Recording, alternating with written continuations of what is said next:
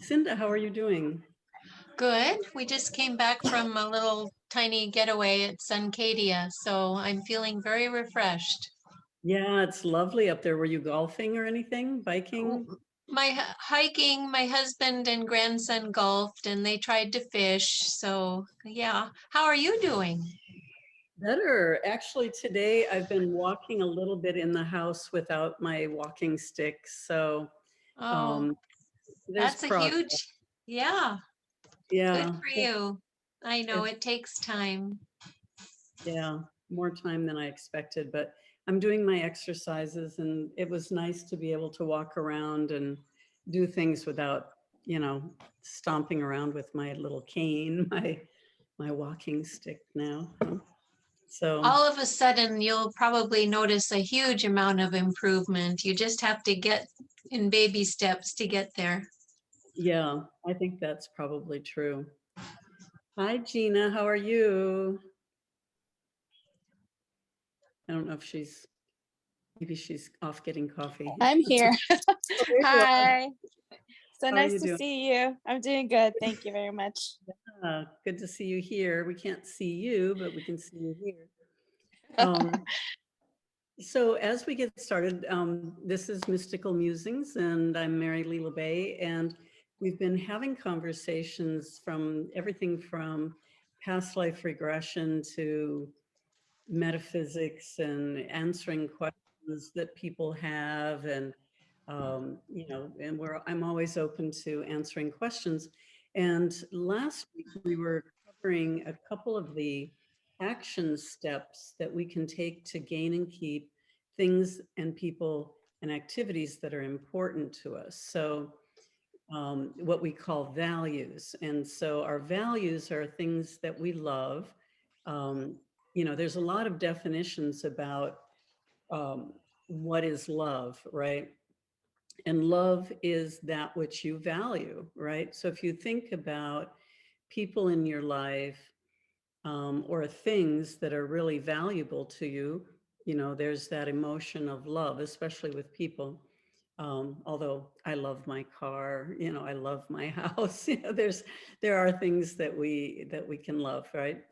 Um, so anyway, so in order to gain and keep those, we actually have to take steps. I mean, sometimes things come into our lives spontaneously and we're just blessed in that way and they remain there, but um, you know but for the most part, things that we really want out of life require some steps for gaining and keeping them. I'm always inspired by the Olympics. Have you been watching the Olympics? Yeah. Yes. Yeah, it's amazing. But it's so inspiring because, all the work that that goes into doing that, right? I mean, even to be there, doesn't even matter if you take gold. Just, I've been watching the swimmers and there's, 10 people and there's one gold, three medalists, and then there's these people that are way back there, but still they're so far ahead of everybody else in the world, right? And all the work that it takes to do that. And so they've named a value. They, years ago, obviously, they set their sights on a goal that they wanted to achieve, and they took those action steps. They had to do what it takes in order to achieve that level of talent, right? And it's true for everything we do. I mean, most of us are not going for the gold, even though we should in our own life go for the gold, to do as best as we can and to work hard to achieve that, to get there. Um, and so anyway, anybody have any comments about the Olympics or what you've been working on this last week? Nothing right off? Okay. Um, okay, so last week we talked about rationality, about being reasonable, using our brains, using our thought processes as our most important skill in order to relate to reality, to understand truth, to get to the bottom of it, to to have any kind of relationship with reality.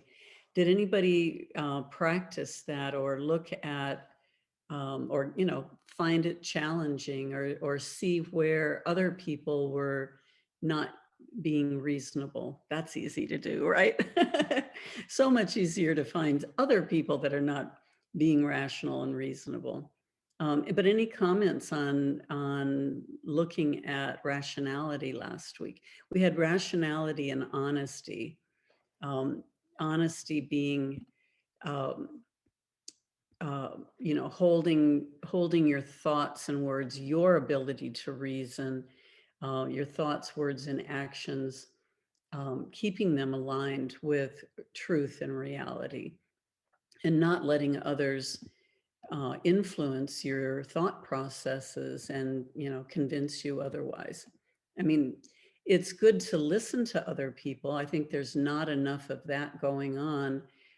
It's good to listen to others and understand where they're coming from, but holding your own reasoning and your own ability to do that research and think as that highest standard. But anybody have trouble with that this week or think about it at all? Not really. Okay. Well, we have a couple more to look at. Um, Independence would be the third action step, and that's thinking for yourself and maintaining the value of your perception of reality. So independent thought. I see way too much now people mimicking what they're hearing, right? Instead of thinking about it and thinking, okay, is this true for me? Have I run it through my logical processes? Have I thought about it? Have I done my independent research and come up with that conclusion? Or am I just taking this information from someone else and running with it, right? Um, Anybody have examples of that? Everybody's quiet today. I'm going to have to get you guys talking. Are you seeing any examples of that out in the real world? Because I see it all the time. I see it all the time. Um, you know, Well, we see it in the newspaper. I see it on news feeds where people are simply mimicking, just saying the same thing as someone else and propagating that information, whether it's about health, whether it's about politics, whether it's about um, environment or whatever, instead of really looking. And now, of course, it's harder and harder to do that investigation because um, you know social media is limiting our access to information, um, but we have to look at like real data. So for instance, one of the things that I find interesting is that people make commentary on let's say politics, and they're just saying whatever the news people have said. So they're just saying, okay, this is how we've interpreted it, so this is what we're saying. But they can't go back and actually, or they haven't actually listened to the actual words that that person said, or they haven't actually read the law or the bills, or I mean, even Congress is doing that. you know Half the time the bills are being passed and nobody's read it. They just, somebody makes a comment about it and they go, okay, well, we're either going to pass it or we're not, but nobody really knows what the details are. So that goes into that independent thought. We're just taking others' opinions. on a more personal level or on a day-to-day level, um, a lot of times we're swayed by popularity, right? So, you know, what clothes are you going to wear? What car are you going to drive? What, you know, what are your preferences? But it's based on, you know, because this is what my mother did, or this is what all my friends are doing. It's that group think. Um, I saw this in my mother, talking about mothers, where she would take, you know, she would vote according to what my dad voted. So my dad would do all the thinking, and then my mom would just say, okay, yeah, and vote the same way, right? And then when my dad died, um, my mother lived close to my brother, and so he became the caretaker. And then her political views were matching his. And so I just thought it was really interesting. It's like, okay, well, why don't you take a look at the candidates and the issues and make up your own mind about things? And she was smart. I mean, it's not that. It's just that maybe in that generation, people, you know, were more prone to just go along with whatever the man in the household was doing, or, you know, just kind of fitting in, you know, going along with, well, they must know. But I have clients even, um, you know, all the time that aren't making up their own minds. It's they turn that over to a husband or a friend, you know, asking them for advice and basing their decisions on what their parents want them to do. I mean, how many kids picked their major in college based on, you know, what would please their parents or what other kids were doing rather than really what they wanted to do. Yes, Cinda. Well, I was just thinking, it's hard to be an expert on everything. So oftentimes, if that is their area of expertise or knowledge, I'll agree with them, even though I don't have any idea, because I think they've already put in the work. So I guess I'm thinking like your mom, and the politics, maybe that just wasn't something that interested her. And so she was happy to accept a person who she respected. And anyway, there's a lot of subjects I know nothing about that I would just have to agree if I thought it made sense, I guess. Yeah, well, it's one thing, it's there's a line there though. I mean, sure, we can't be an expert in everything. Um, None of us are going to be, nobody has the time or the bandwidth for that, right? And you do have to listen to people who've done the research first, you know. So we are trying to listen to scientists or, you know, people out there that are specializing in those things. But we still have to look at the data. So there's a difference between agreeing with them or just listening and taking it in and saying, oh, that's interesting, you know. And if it is something of interest, then you know, taking a look and doing a little more research about that. um, you know, I think the problem in, well, you know, in today's world, the problem is that we'll take that in and we think, okay, well, you must know better than me, so I'm not going to think about it. So I'm going to follow, or I'm going to vote the way you say I should, or I'm going to follow the directions the way you say I should, and without any independent thought there. I mean, we're seeing this with COVID, we're seeing it, you know, all around, you know, with all of this. I mean, who are you to believe out there, right?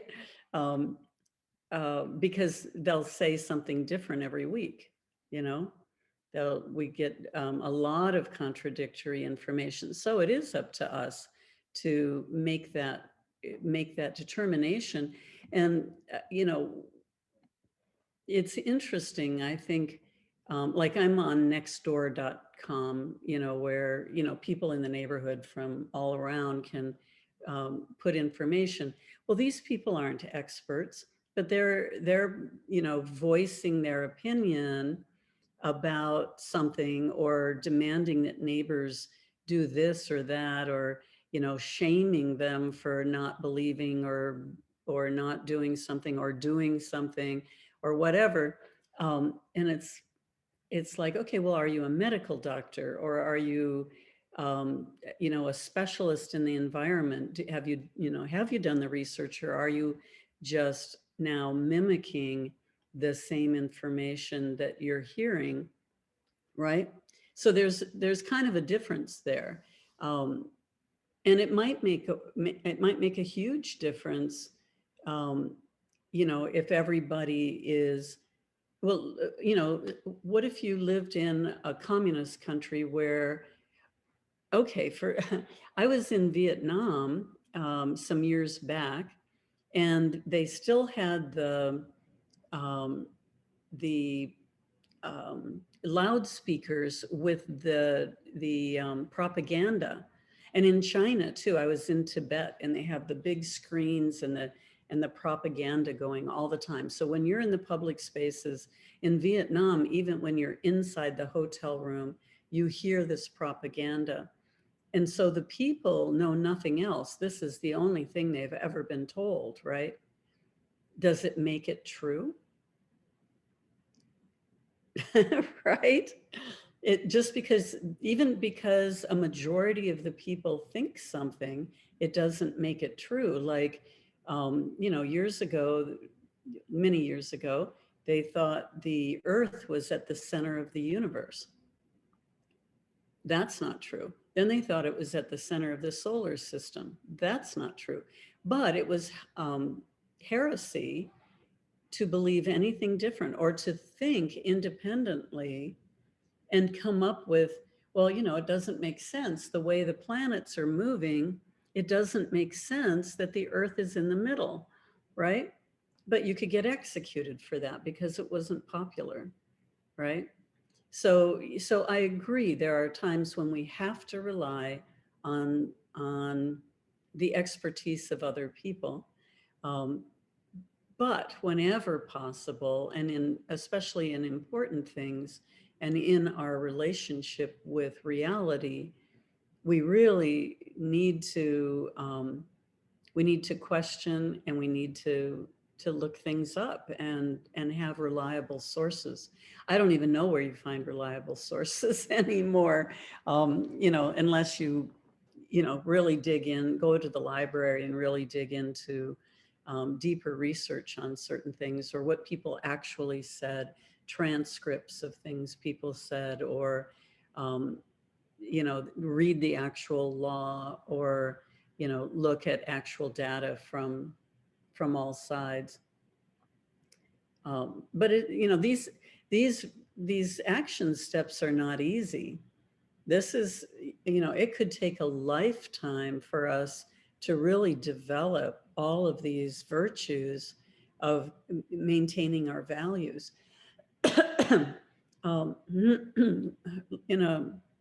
in a place like Tibet, where China doesn't want you to have information from the outside world, um, independent thought is really hard. But if we don't express it, or we don't value that and um, exercise that right while we have that freedom, we too could lose the freedom for independent thought. I mean, we're kind of on that slope right now, right? You're not allowed to have a dissenting voice. It gets canceled. Um, so independent thought is really, really a tough one, but we have to keep practicing. Um, and then another step is integrity. And we talk a lot about integrity, around, in these metaphysical circles, well, in any circles, having integrity. So integrity is aligning your thoughts, words, and actions with the rationally chosen values. And this one's always fun. So we had talked about our hierarchy of values. So the things that are most important to us. So let's take an Olympic gold medalist. We'll take swimming. We've been watching. My husband was the captain of the swim team at Cornell when he was in college, and so we watch a lot of swimming here. So a swimmer, starts out years, you know, in advance, but their goal is to get better and better and better at swimming, right? And so they have to align, so there's that value, and maybe getting gold is a value, getting the gold, going to the Olympics is a value, maybe going to the World Cups and, various things, starting with little meets and going all the way to the Olympics. But imagine if that person didn't have integrity to that goal. So that, that's the star that they're hooking their life on. They want to go there, they want to achieve that. But maybe, they say, well, I'm just going to go over here and party and drink and eat sugar and whatever. I'm not going to exercise. I'm just going to take a few months off or whatever. I'm having a bad day. Are they going to get to their goal? Right. So having that integrity, knowing what that value is, and aligning everything towards that. So, not everybody's going to be a gold medal winner, but everybody has a hierarchy of values. And having integrity to that is one of the hardest things that we do. So if you're thinking, well, I don't always have integrity with all my values, you're not alone. This is true for everybody, let's say you want to lose 10 pounds, but then you go, well, yeah, but today I'll have sugar, right? There's just a little bit of a lapse in the integrity of what you need to do to achieve the goal that you want to have. And we can look around, and that's true all the time. Maybe somebody says, well, my family is the most important thing to me. But then they're working long hours. They don't have time for the kids. They're, maybe not so supportive of their spouse or whatever, so then if family is the most important thing, why aren't you taking care of them? Why aren't you, you know, there showing that value and acting accordingly? So that's, we have it in so many areas of our lives. So when I'm working with clients, I send them home, when I have a multiple sessions, I send them home with a homework of creating their value system. And then they go over these integrities or these virtues, later on in our sessions. And every single person, and I'm no exception, has an ideal list of values. These are the things that are most important to me. And then they have a separate list of how they act during the day, right? It's important that I have a strong, healthy body, but I smoke and I eat the wrong food and I don't want to go to the gym and I never exercise or get outside. Okay. Well, that's not having integrity to your own values, right? So, any questions or comments about that? Everybody's got that down really good, right? Yeah. So one of the things I find in my hypnotherapy sessions is that this is what we work on. We look at those values, and then we look at how the person is living, and we see where those, like here's a high value, but here it is on the actions, it's really low, you know, and things that are low get taken care of or valued or, attended to above things that are of higher value. And we look at the discrepancy there, the disparity between those two lists, because the, that creates a twist or a stress in their lives between the ideal list and the way they're actually living their lives. And so we look at that because that's where we're going to find stress, we're going to find guilt, we're going to find illness, disease, pain. I mean, eventually it comes down onto the physical level. Um, our stressors start way out here, and we're a little bit stressed, and we know something's wrong. Maybe we, at some subconscious level, we know that we're really not living according to our highest values, or we're not really aiming at our soul purpose. And so somewhere in the subconscious mind, there's this agitation. And so it's out here, but we don't do anything about it. It's just like, okay, I'm too busy to deal with that, or I need to get to work, or I need to make more money, or, whatever it is. And so that stress keeps coming in closer, and the subconscious mind wants us to be aware of that. It's trying to work on our behalf to get our attention to say, you need to deal with this disparity in your value system and the way that you're acting, or the way that you're living your life. And so that stress keeps coming up, and it gets more and more powerful, more and more heavy on us. And then we start getting the little aches and pains, or we start getting syndromes and conditions, and those turn into, diseases and real problems or injuries. And this is how these things develop. It's a process, and it's all because of these stressors. So in the hypnotherapy session, we start unraveling that. We start aligning those better. And the reason that the reason that we sabotage our own values is because, there's reasons, there's some kind of thought process. It's like, if you're on a diet and you eat sugar, there's the thought process, well, I needed a reward, or I deserve, like we can make up all sorts of reasons, right? Or if you're a smoker and you've quit and then you go back to having a cigarette, there's always this underlying secondary gain. And so that's why we create these twists between the ideal and the actual value systems.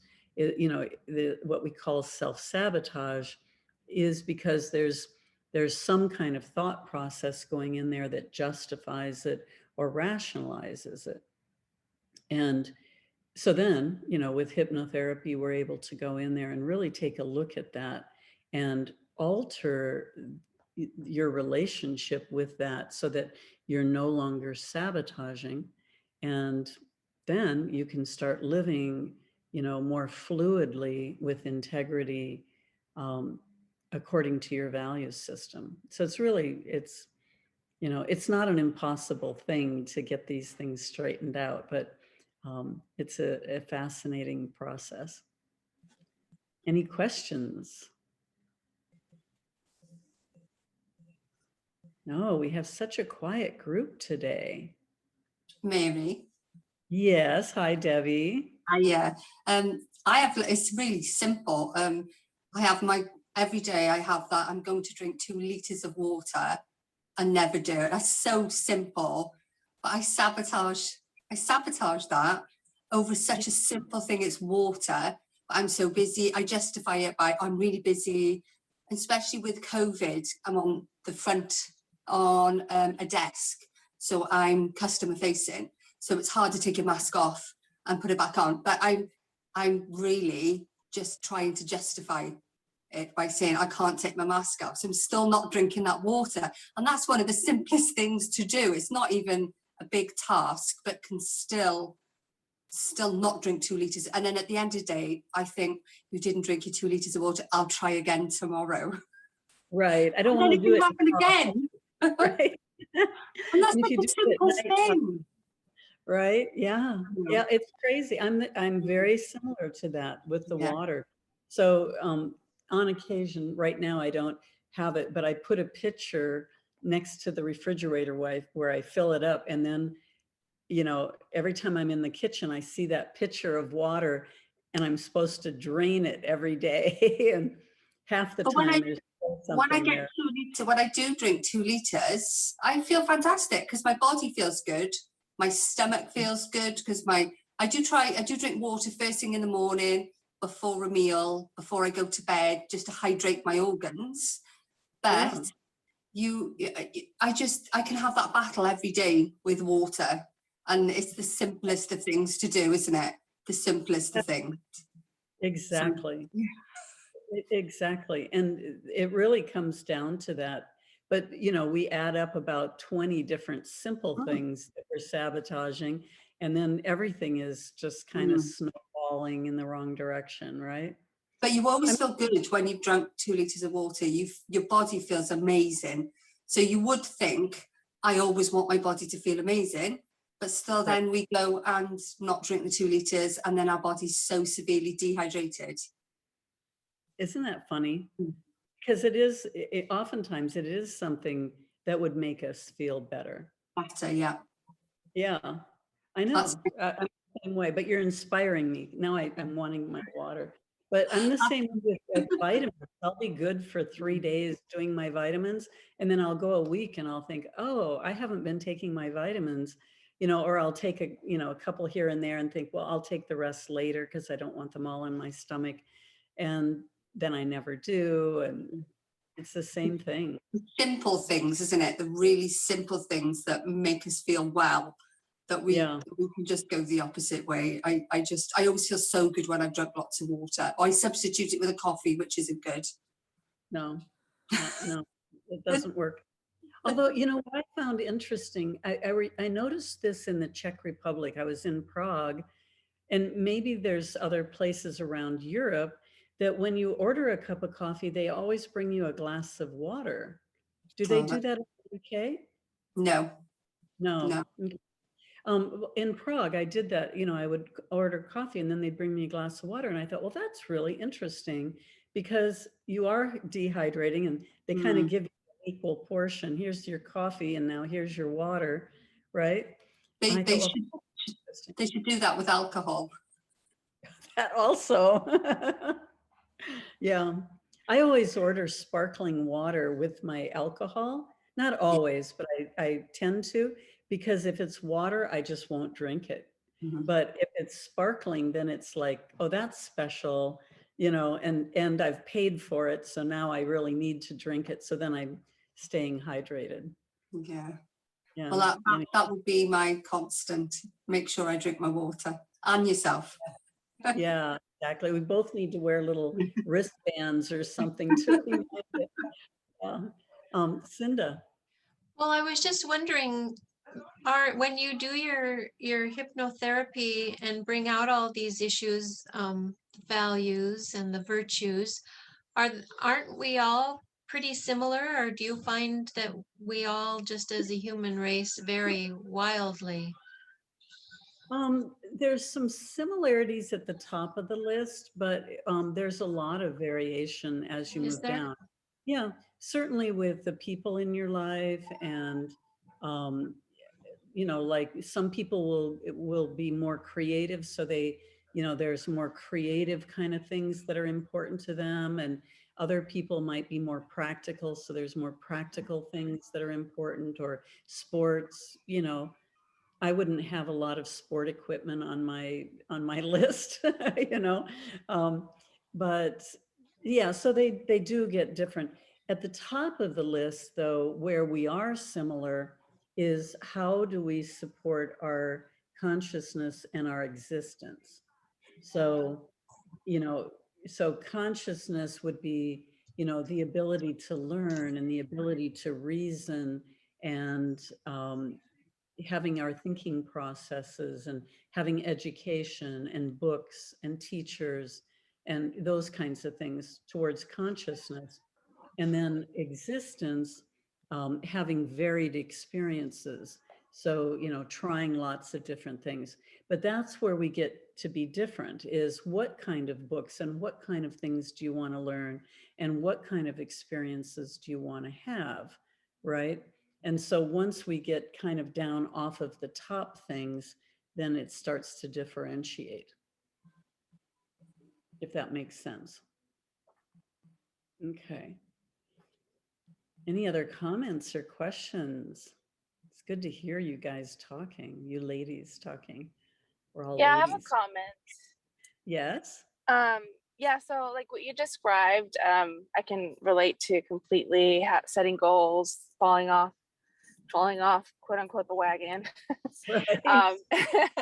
And I any tips on how to be gentle with ourselves, how to acknowledge, okay, yeah, I had that sugar in the middle of this diet, in the middle of, already losing 5 of my 10 pounds or something. How do we, reconcile and are gentle to ourselves to just be like, what, it's okay. Tomorrow's a new day and we can try again. Not be so, I guess, harsh. That might contribute to self-sabotaging and really not ultimately getting to that end goal. Right. Sometimes being harsh actually makes us more rebellious, and then we're even worse, right? It's sort of like being a kid. And so, then it's just like, well, I'm going to do it because, I can. So yeah, just what I tell like smokers, if I help somebody quit smoking, I tell them a lot of times they'll quit in one session. So then I tell them, okay, when you go out into the world, maybe this will hold for a little while, maybe it'll hold forever. But if at some point down the road find yourself with a cigarette in your hand, a lot of times it's very unconscious. Somebody offers and they say, oh yeah, sure, and they light up and they go, oh, wait a minute, I don't smoke anymore, right? Just put it out and just go on to being a non-smoker. It doesn't mean that you've failed. It doesn't mean that you're a smoker and everything has gone wrong. It means that there's more information that we need to discover. In other words, there's some other trigger that's happening that we haven't excuse me, that we haven't addressed yet. And so the same with sugar. If you're doing really well and then there's a little cheat. Okay, well, maybe one piece of chocolate is fine and that satisfies it and you can go on to lose the rest of your pounds. But if you're finding that, no, it's a whole bowl of ice cream or something, then you'd have to look at what is the trigger, what is the emotions, what are the emotions, the thought processes, what is it that I'm trying to feed or trying to do here that's triggering this to happen? Am I depressed? Am I rebellious? Am I needing a reward of some sort? And then how do we substitute that? So it's easier when you're in hypnosis because you're kind of open to seeing things a little differently, but you could still have that self-talk. So there's a process actually that we call secondary gains, which is about uncovering the self-sabotage. And so there's 4 questions, and you can write these down if you want. So the first question is, let's use Gina's question about sugar. What is the benefit to me of cheating and eating some sugar, right? So what is the benefit of eating this sugar? And then you could substitute that for anything. So, what's the benefit of smoking, or what is the benefit of, whatever it is you're trying to not sabotage. And then the second question is, what is the detriment of eating this sugar, or the downside? What's the problem, the downside of eating this sugar? And then the third question is, if I don't eat the sugar, what would be the benefit? And the fourth question is, if I don't eat the sugar, what is the downside or the detriment? Okay, so secondary gains, 4 questions. And so when we ask ourselves that, we're going to find out a lot of the reasons why we're doing it. And when you do it in more of a meditation, not just, oh yeah, I do this because of this, but really think about it and keep asking yourself, is there anything else, anything else, anything else? Because a lot of times that will really pull up some deeper things that are happening. So, you know, what's the benefit of eating sugar? It gives me a sudden burst when I'm feeling tired. It feels like a reward. I just need something sweet. I'm doing it because I'm told not to, and this is what I can control. You know, the reasons go on, but you can do that for yourself. Your reasons may be different. You know, and the downside is I'm not going to reach my goal. You know, I'm going to be gaining weight. It's not good for my teeth, not good for my blood, you know, on and on and on. And so you'll answer all those questions. And then usually by the end of that, there are some other therapy techniques that we use after that. But usually by the end of those 4 questions, you have a lot of aha moments as to why you're doing it. And then, you know, when you're asking what's the benefit of not eating the sugar, and you have all those benefits laid out in front of you, then maybe you're inspired to just say, you know, I don't need to have that sugar right now. Um, so another, I'm sorry, Debbie, what? Sorry, I like that idea. Yeah, yeah. I like that. Sorry, I was thinking to myself then, sorry. I just spoke out loud, I'm sorry. I talk I out loud like those sometimes. 4 steps. They really, it's like, it's really good. Yeah. So, you know, if you could do that before, you know, like if you're, you know, getting the ice cream scoop out and you're thinking, oh, I shouldn't be doing this, maybe just say, okay, well, I'm going to hold off until I answer the, you know, I'm going to sit down and do a little journaling and answer these 4 questions. Maybe that's enough to stop you right there and just say, oh yeah, that's right. I wanted to have this goal, and you know, this momentary feeling isn't worth sabotaging that. Mhm. The You other could, thing, you don't have to even write it down. You could actually, as you were picking something up, for instance, if it's a bar of chocolate, you could even think of those 4 steps in your head as you're going to break it off, and that could even stop you before it goes in your mouth without writing it down. Because I know I'm going to try those 4 steps if I get in any situations where I don't really want to do it, but I want the urge to do it. yeah, and you could do it for the water too. You know, what's the Yeah, benefit of drinking absolutely. water?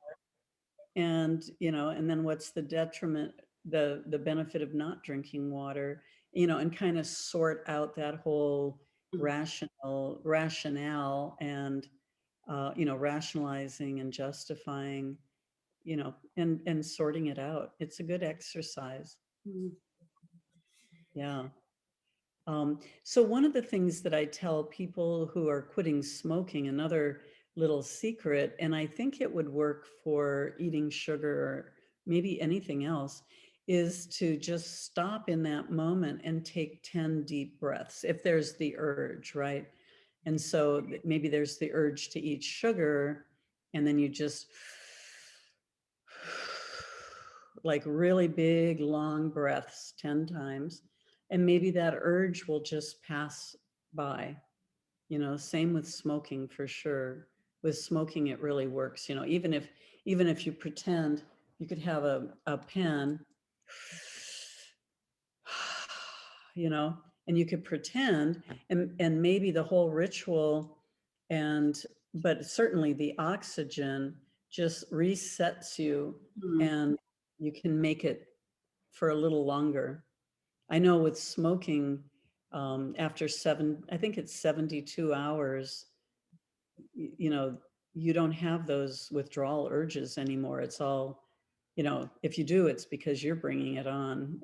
You know, the body is finished with it. So, you know, it works just to get you that far. So if you could do the 10 breaths, you know, for just a few days, it might just get you over.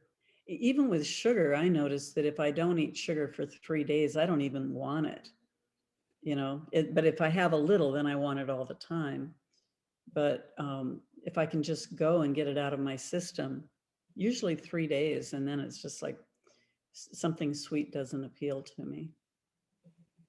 It's just going that long. Anna doesn't agree.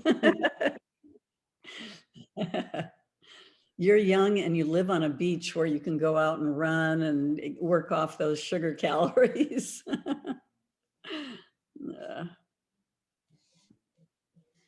Anyway, so any other questions or comments? We could close early today if not. Anybody else have, are there any questions from Facebook or comments? Okay. All right. Well, we will see you next week then, if all holds well, I guess. But anyway, we'll plan to be here next week. So thank you so much for being here today. And you know, think about the 4 virtues. We have a few more to go, but rationality, honesty, independence, and integrity. Okay, and practice those. And it's not easy. If you think it's easy, then you're not doing it right, because it really does take effort to do that. And just pick one of your values and practice rationality, independence, integrity, and honesty just for those, you know, that high value that you have, and see how that works. It's it'll kind of make you sit up straighter, I think.